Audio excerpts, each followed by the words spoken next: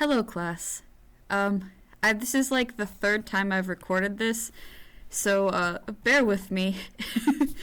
Currently, I'm sitting in the dining room of my apartment with a blanket over my head, so the sound is not as bad as it was earlier. So I'm gonna do my best to make this brief. I hope you guys are staying safe, and that you're getting to enjoy snow. I'm recording this on Monday, so we'll see how the snow goes. Anyway, so Christopher Columbus, a very polarizing person. Some people like him, some people don't. And the reason why a lot of people don't like him is because he was not the greatest of people, especially when it came to interacting with the natives. He's known for taking advantage of them and other things. Also, Christopher Columbus is known as the person to discover the whole North America, except he wasn't the one to discover North America. It was actually, before him, Leif Erikson, who was a Viking. And before them, the Native Americans.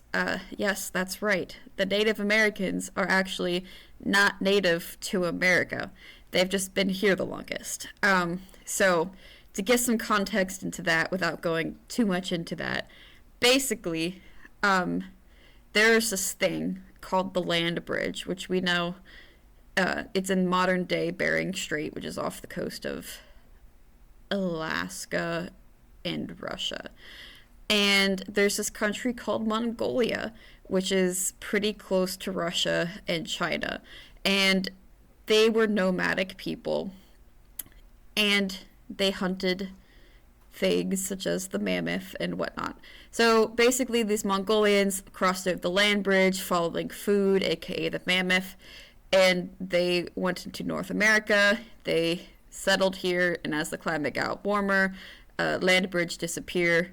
They're stuck in North America and they thrive. So that's kind of what happens there. In fact, if you compare the bones of Mongolians to Native Americans, they're pretty similar genetically and bone structure wise. But that's neither here nor there. Just to give some context, Christopher Columbus was not the first person to settle in North America, but he was the first European kind of to discover it, if you're not including the Vikings. Anyway, October 1492, Columbus reached the Bahamas. In all, Columbus led 4 expeditions to the Americas, exploring the Caribbean islands and the Gulf Coast of Mexico, while claiming the territory for Spain. Columbus was Italian, but he was traveling for Spain. All right, then you get this thing called the Columbian Exchange, and that's really what Spain and Europe was excited about. Basically, North America had all these new goodies, such as tomatoes, peppers, potatoes, corn, avocados, turkeys, different squashes like pumpkins and zucchinis and whatnot. All of these foods, which are really good for you, well, relatively good for you, and also are high in different nutrients. Which the Europeans very much needed. Fun fact, after the Columbian Exchange, Europeans started to get taller. Before, people were actually really, really short. Something you can see if you go to the earlier parts of Charleston, the doors are like super small, and that's because people were pretty short. Due to the fact of not getting the nutrients they needed to, survive well. But that's besides the point. The Columbian Exchange introduced a lot of new things, such as people, plants, animals, people, diseases. So there's a lot of things that we would not have today if it weren't for the Columbian Exchange, such as spaghetti. Italians, they didn't have tomatoes, so the classic spaghetti and meatballs with the red sauce you wouldn't even have, because the Italians wouldn't have had tomatoes. Also, the potatoes. if they weren't brought over to Europe, you wouldn't have things such as, mashed potatoes. You wouldn't have French fries or things that also are made with potatoes, such as vodka. Not able to be made by Russians because they didn't have potatoes. So yeah, there's a lot of things that were introduced to Europe that are kind of a staple food there today. The Irish, they kind of depend on potatoes, especially earlier, which we'll talk about with the Irish potato famine, but that's besides the point. The Europeans weren't the ones receiving everything. They also brought over stuff to North America, except not all of it was bueno. So they brought over things such as onions and sugarcane and bananas and green beans, and cows and horses. So like the cowboy wouldn't have existed without the Europeans bringing horses over. Now, they did bring over some bad things, such as, syphilis, whooping cough, what's the word I'm looking for? Not malaria, but meningitis, I think, smallpox, stuff like that. Deadly diseases that the Native Americans had no immunities to, so they died in mass amounts, which was known as the Great Dying. It's pretty straightforward. There's a great number of people dying. Another thing that was brought over to America is actually honeybees. They're actually an invasive species and kill off native bee populations. Honeybees are actually indigenous to Japan and Asia.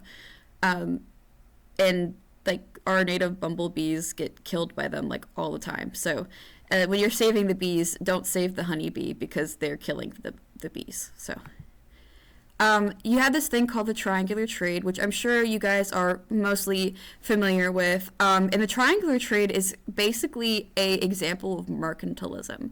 And I'm about to explain what that is. So you have the colony, which 13 colonies, which are right there.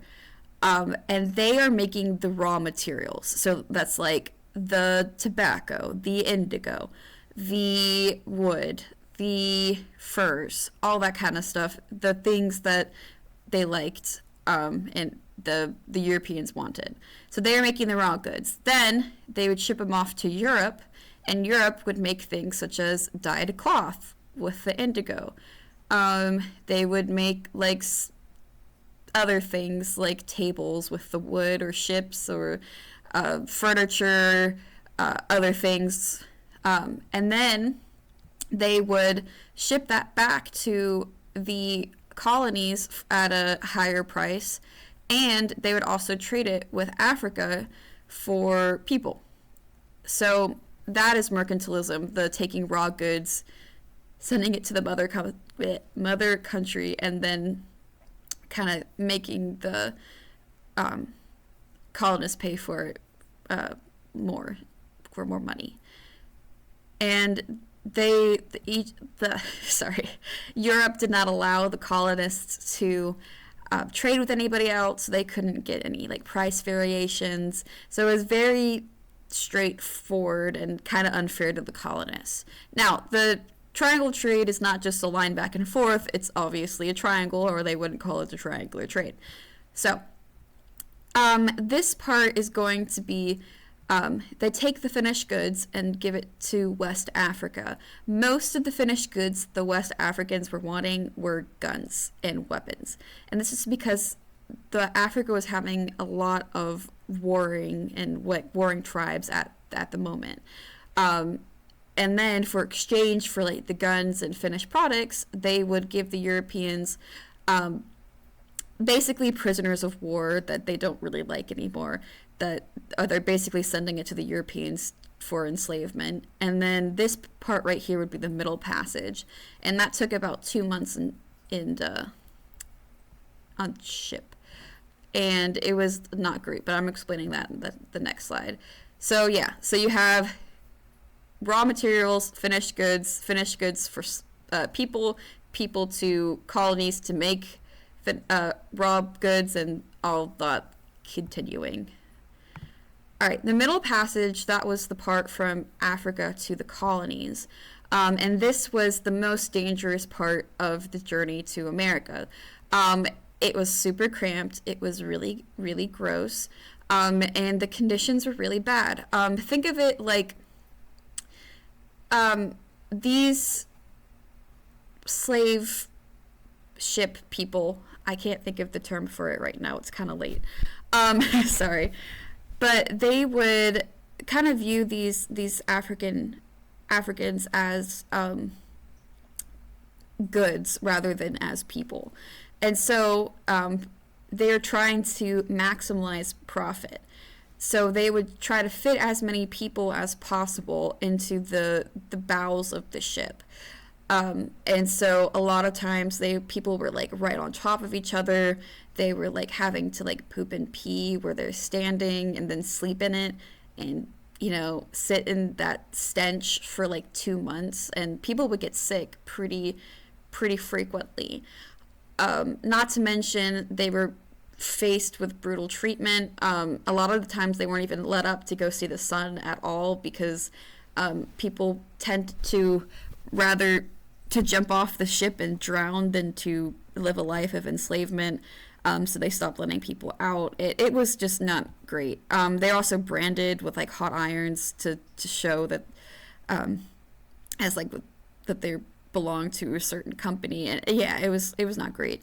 About like 10% of those who were transported died before even reaching the Americas, which is obviously no bueno. But that slavery is different from indentured servitude. Indentured servitude is going to be the first form of, I'm going to call it coercive labor, but I guess labor system in the Americas. And that's basically a person in the colonies pays for another person, the indentured servant, to come over to the Americas and work for them for 7 years in exchange for food, drink, clothing, and lodging. And at the end of the 7 years, they would have worked off basically the pay to get them over here.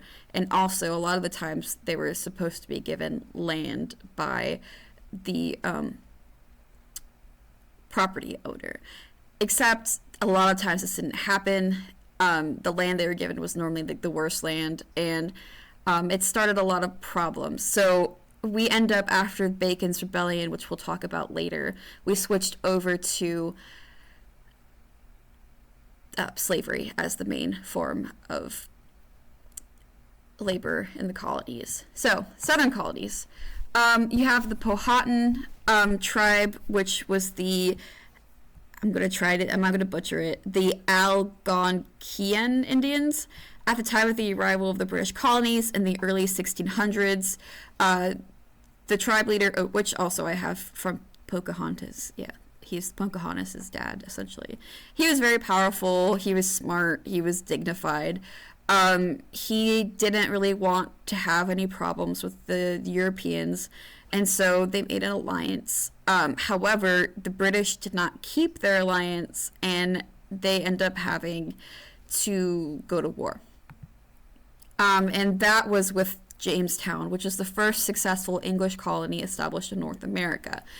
There are other attempts at colonies, think like the Roanoke, other things, but it didn't really work all that well.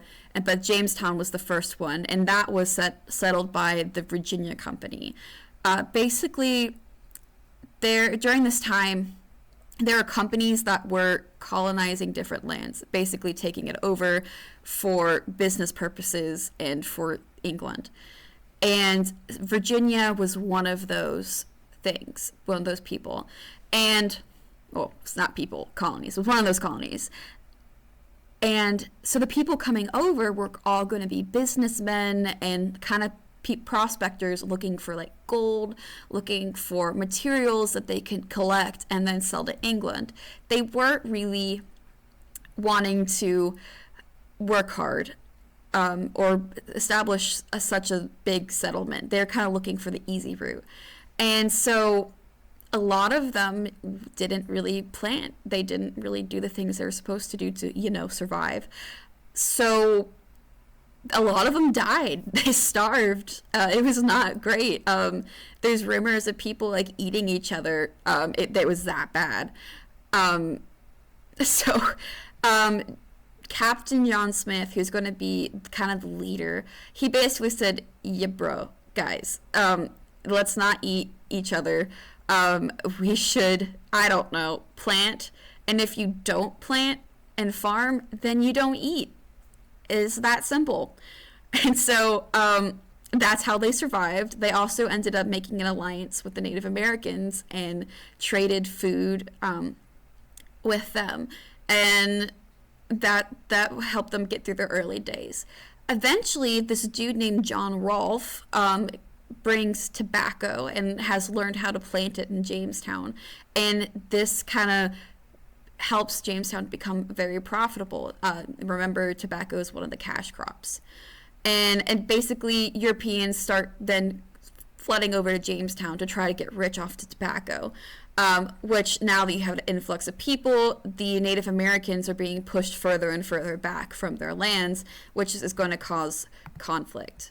Oop, there we go. Here you have John Smith. Does not look like his Disney counterpart, maybe other than the nose. Yeah, John Smith was not a blonde-haired, blue-eyed hottie like Disney makes him out to be. But John Smith was a British adventurer. Again, he worked for the British Virginia Company, and he wanted to establish a colony called Jamestown. He was the liaison between the Native Americans and the colonists. However, surprise, surprise, he was taken prisoner by the Native Americans, and he said that he would have been killed if it wasn't for the efforts of the chief's daughter, Pocahontas. Now, there was not a whole, romance thing between John Smith and Pocahontas. Pocahontas was, 14 at the time, if not younger. And John Smith was probably in his late 30s, early 30s, in his 30s, or 40s. Yeah, not great. But that's not even the point, because Pocahontas doesn't even marry John Smith. I know, scandalous. She marries John Rolfe, the dude who brought over tobacco to Jamestown. Shocker, wow. So he becomes very rich off of the whole tobacco thing. And in order to kind of make peace with the Native Americans, he marries Pocahontas, who by this point I think is 16, which is better than 14, but still not great. Don't quote me on the ages. All I know is that she's young and he is very much old. Not great. Not the cute Disney hottie guy. Very much this kind of crusty old man.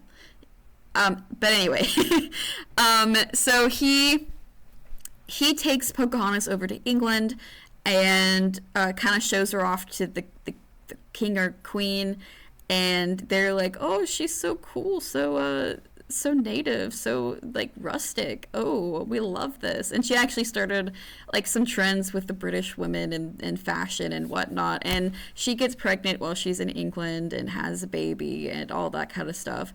But then John Rolfe was like, I probably should go back to Jamestown. Let's go, wifey.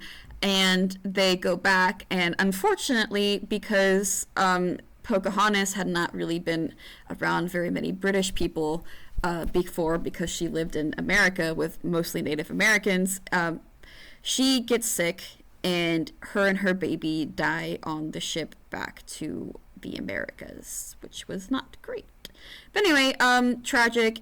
John Rolfe remarries 2 years later. I don't even know what his new wife's name is, but yeah. Anyway, New England. So there's a difference between Pilgrims and Puritans. The Pilgrims, you kind of think Thanksgiving dinner, get along well with the Native Americans. Puritans, I need you to think Salem witch trials, angry. There's a difference. Puritans not as angry as the Puritans. The Pilgrims, they came over on the Mayflower, and they were separatists. So basically, they did not want to be a part of the Anglican Church or the Church of England. Remember, Henry VIII made that church in order to divorce his wife. It's basically Catholic, but British. The Pilgrims didn't want that. They wanted reform. And the king did not really allow them to leave. So only a couple of them came over, and they settled in the Plymouth colony. And before they left the Mayflower, they signed this document basically laying out a plan for government. And it was like the first form of government that's going to be in the New World. And we're going to be talking about it later, but I just wanted to mention it today. And the Plymouth colony is going to be located south of modern-day Boston. So not in Boston, south of Boston. See, there's going to be differences between the Pilgrims and the Puritans. The Pilgrims, again, not many of them, they're going to be poorer, uneducated, like they're not going to be college grads. They didn't go to Oxford. These are people who were probably farmers or like lowly merchants who were just trying to get by. They were separated from the church. They wanted church reform. They did not want to be a part of it. They wanted their own thing. They settled in Plymouth colony. And William Bradford is going to be their head honcho colonist leader. Then you have the Puritans. There are going to be a lot of them. They come later in like 1630s. These are going to be upper middle class. So like think merchants, landowners, that kind of thing. These guys were educated. They probably went to college at least a little bit. They had formal schooling, and they were loyal to the Church of England, except they wanted reform. And the Puritans settled in places like Salem and Boston. Massachusetts. John Winthrop is going to be their main guy, and I'm going to talk about that later. So the Puritans, again, a religious movement in England. They wanted to reform the church. They wanted change. These guys were sticklers. They didn't like anything fun. No dancing, no drinking, no Christmas, that kind of stuff. No celebrating birthdays. Not fun. Kind of like the stick in the mud, the pooper at the party. They had permission to settle from the king, so they come over, a whole bunch of them. And the Puritans, they believe in a literal interpretation of the Bible, which basically that at birth, God decides if you are a Christian or not. And then, in order to prove that God made that decision for you, you have to be perfect. You have to be as close to perfect as you could be. So that's why they have all those really strict rules. But the believing that God had already determined the course of your life at birth is called predestination. People still do believe in that, mostly Calvinists, but other people as well. And these guys are going to be very, very strict. So you have the Massachusetts Bay Colony. These are going to be Puritans. John Winthrop is going to be the one who establishes it. And he kind of set it up as a experiment, basically that the Massachusetts Bay Colony is going to be a city on a hill, a beacon of light. It's going to be an example to all those sinful British of what a true Christian colony should be. Yeah, he's pretty intense. I'm not going to show this video because I don't want to make this video longer than it needs to be, but it's pretty good. Watch it. But anyway, Salem Witch Trials, again, another Puritan settlement. Young women started acting strangely, not following orders, not being subservient to men, dancing. And anyway, they blame a African slave woman named Tituba for this. They basically call her a witch and we were misbehaving because we were under Tituba's control. And then they also kind of blame two kind of outcasts in society who were white women. And they go to court. It was very sensationalized. The girls kind of acted like they were under a spell. It was crazy. It was very sensationalized. And they basically listened to these little girls and like used the fact that they were sick as an example of witchcraft was occurring, despite the fact that there's no actual proof other than the fact that the girls were acting weird. 185 people are accused of being witches. 141 were women and 44 were men. 19 total were executed. Think drowning, hanging. I don't think any got burned at the stake, but I could be wrong on that one. That was something that they did do in Europe. I just can't remember if they brought it over to the Americas or not. 14 women were executed and 5 men. One of the men was not actually formally charged because they couldn't get him to admit that he was or wasn't a witch. And so he just stayed silent as they crushed him with rocks, which is super metal. But the reason why he did that is because the guy who was basically kind of accusing a lot of these people was kind of going for a land grab. He's wanting to be very powerful and influential. And a lot of the people that they accused of being witches were kind of in his way. And the guy that they crushed, he was basically like, I know you want my land, and if I don't say anything, then my kids can keep the land and the government doesn't get to have it because I'm a witch. And so he didn't say anything, and he died from being crushed to death by rocks, much to the dismay of the guy who was crushing him with rocks. But anyway, the result of the hysteria and controversial trials weakened Puritan influence and control in New England. Some people say the hysteria was due to like repression. Other people think it was due to bad grain caused by like a bacteria. I don't know exactly why it started, but it did, and it was disastrous. Roger Williams is going to be a byproduct of the Puritans. He was kind of ostracized, aka kicked out of society for being a supporter of religious toleration and separate of church and state. So he basically believed that the church should not be in charge of the government and that the government should be separate from the church. Now that doesn't mean that you can't be a Christian and also be a governor. What it means is that the church is not in charge of the society. And he kind of leaves. He was originally a member of the Church of England. He moves to the Plymouth Colony in 1631, and then he kind of saw what the Plymouth Colony was doing and what the Puritans were doing, and he thought it was incorrect, so he left, and he moved to Rhode Island, where he started his own church and established the first ever Baptist church, which is a predecessor to the Southern Baptist Church, which a lot of people are part of in South Carolina. Then you have Anne Hutchinson, who she basically started her own Bible study and had the audacity to start teaching men and women in her home and actually talk about God and interpret the Bible, which was a big no-no to the Puritans. They believed that women did not get to interpret the Bible. That was a man's job. So, ew, how dare she? And so they started to banish her. I think she came back once after her banishment, and they let her in and say, hey, if you don't do this, you can come back. And she's like, okay, bet. And then she started preaching again, and so they kicked her up for good. But she attempted to preach to women. She ended up moving to Rhode Island and then to New Netherland, which is around New York, where she was killed in a Native American attack. So not great ending for her. This slide is here basically to tell you. So if you remember from, I think it was Friday, there we talked about how the New England colonies were very like smushed close together. To the other Native Americans, and which caused conflict, especially as the Puritans and Pilgrims are trying to expand out. And so the Puritans caused conflict with the local Pequot Indian tribe. Basically, they accused the natives of murdering an English trader. The natives said, we didn't do that. The Puritans were like, yes, you did. And then the natives were like, well, fine. And then they raided the village. And they I killed a couple people, took some stuff, you know.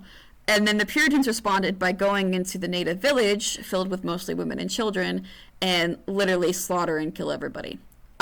So 600 to 700 of them were killed. At the end of the war, basically the ending was the tribe no longer existed. They were gone. And those that did survive were sold into slavery. So not great. Not a good look for the Puritans, but hey, this is history. That's what happened. Yikes. But this is kind of shows that there's going to be a lot of conflicts with the natives, and this is ultimately the outcome for a lot of them. All right, middle colonies. These are going to be led by the Quaker. Here you got Quaker Oats, guys, and another Quaker, I believe that's Penn. But a Quaker is going to be, it's a radical form of Protestantism. Their name officially is the Religious Society of Friends, but no one ever calls them that. They call them the Quakers. Remember, it's from the fact that when they prayed, they got really into it and they started like shaking. But it was established in England, and then in the middle of the 17th century, which is the 1600s, so 1650-ish, the Quakers did not have assigned ministers, and they believed that women were spiritually equal to men, and that they also refused to carry weapons or fight, and they tolerated other religions. So, long story short, Quakers, very tolerant of different religions, different cultures, and they believed in more equality for women. They also did not like fighting, and so they tried to solve problems with diplomacy, which you're going to see is pretty successful. So William Penn, 1644 to 1718, he is the son of the British admiral, so basically the guy in charge of the Navy. And Penn was given, that was a weird pen. Anyway, was given permission by King Charles II of England to establish a Pennsylvania colony in 1680. Though Penn was a Quaker, he supported religious freedom in Pennsylvania. So basically, anyone of any religion can settle in Pennsylvania. You don't have to be a Christian. Unlike the colonists in the North and the South, Pennsylvania made treaties with Native Americans, and they avoided conflict. So they actually followed the treaties that they made. Wow, shocker, that actually worked. And then they did well. They thrived. Pennsylvania quickly became one of the most successful colonies in North America. So obviously what they did was working. Colonial life, here you have a little picture of what probably colonial life was like. So social structure. I'm basically going to summarize this slide.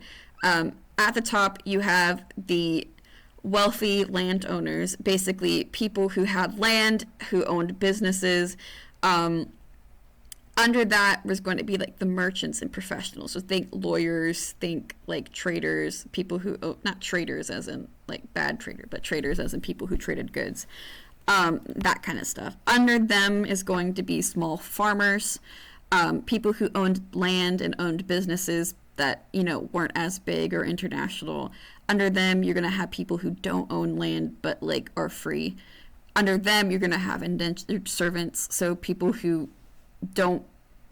are working essentially for free for 7 years, and under them you have slaves who work for free forever, and their kids have to work for free forever, and so on and so forth. So they're at the bottom of society, but there's also the most of them. So top of the pyramid was making decisions for literally everybody, which is no bueno and doesn't work well. And we'll see how this kind of leads to conflict later on. But this is what was going on and how society was broken up for a while. Gender roles. So men are going to kind of be the head of the family, which is called a patriarchy. Basically, men control society. The men are responsible for the family. They are the ones who are providing economically and politically in society. They're the ones making the rules for everybody else. They're the ones who are allowed to own property. They're the ones who are allowed to own businesses, all that kind of stuff. And it was up to the men to teach their sons how their business ran and to promote college and that kind of stuff. Women, we were seen as the gentler sex, more in tune with our morality and our emotional side and whatnot. A lot of societies did not view women as equal to men, and that's going to last a while in the United States. But their job is to maintain the household, encourage morality, basically what's right and wrong. They're expected to be submissive to their husbands. Basically what their husband says goes, and they gotta listen to it whether they like it or not. They taught the children how to read. Most of the time this was done through like the Bible. they didn't really have much influence politically or economically. Basically, if you were a rich widower, you could get away with owning a business and land, but other than that, not really. Women were also subject to a lot of humiliation. There is this awful torture technique in the Middle Ages. Not even the Middle Ages. This was literally 16, 17, 15, and 1400s. Basically, it was a helmet that a woman would wear if she was caught gossiping about other people, or if her husband said that she was nagging and talking too much. He could turn her in. And they would put this helmet on her head, and it had like this on the lip area, it would have like a bar with a spike on it. And so as punishment, the woman would get their tongue would be taken out of, like, forced out of their mouth and then put on that spike. And so they couldn't move their tongue without the spike causing more pain in their mouth. So they couldn't talk at all, and their tongue was just hanging out of their mouth. And they had to walk around with like that. So it was really awful to be a woman in colonial society. And then this is basically the list of the major colonies in the New World, and the purpose of why they were settled, the founder, and like major exports for them. So I'm hoping you guys are staying safe and that you enjoyed this. This is like the third time of recording it, so I hope it works this time. Be safe. I love you all dearly. And remember that we will be having a quiz when we get back on this information and the information in the next video, and also what we learned on Friday. We will have a day to review before this, but that being said, those who watch the video fully, you need to tell your classmates that you're having a quiz when you get back and to watch the videos. Also, there's an assignment that goes along with this video, basically kind of just like summarizing based off of the information, that kind of stuff. I haven't decided how I'm uploading this, so I can't tell you where to check for the assignment yet. But anyway, I love you all dearly. Please make wise decisions. Don't drive in the snow. Be safe. I don't want to hear any of you guys got injured. Ice is bad. I love y'all.